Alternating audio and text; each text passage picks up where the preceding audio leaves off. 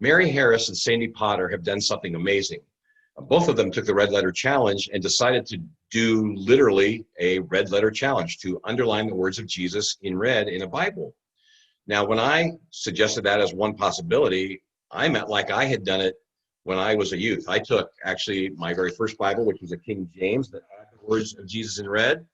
And then I just looked over at my Living Bible and I found those same words. Obviously, they sounded different, but I underlined those in red because it didn't come that way.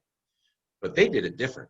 They actually just took the Bible that didn't have the red letters and they either underlined it or highlighted it themselves. And here's the result.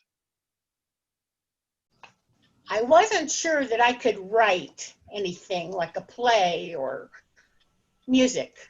So I thought this is something I can do. And since I like to have some kind of study, this would be okay. But the more I got into it, you know, I would do a little bit, and then during the day I would be thinking about it while I was doing something else, and it became a project, and soon the stuff that I knew, even though I knew it, it was finding a different place in my heart. It was like leaving my head and going into my heart. Well, it was very similar to Sandy's, and believe it or not, we didn't talk about this all year long,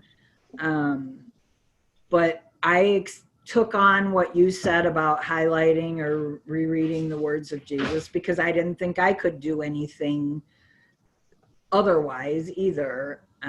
It was kind of difficult to find a Bible that didn't have red letters already, but I did, and so I took NIV next to NIV, and I read and highlighted as I got to the words of Jesus, and it was just different than doing it in a devotion.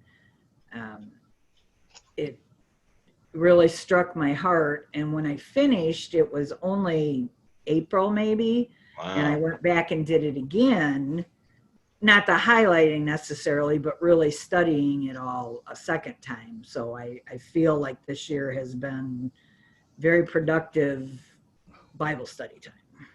So I had to rely on reading the King James and then looking at this paraphrase of the Living Bible and figuring out for sure what were the words of Jesus. So I love the way you two did it, though, that you simply read through it and looked for the words of Jesus. That's fantastic. So I applaud you, and that is very creative, and I think is a great idea for anybody to do the way you guys did it.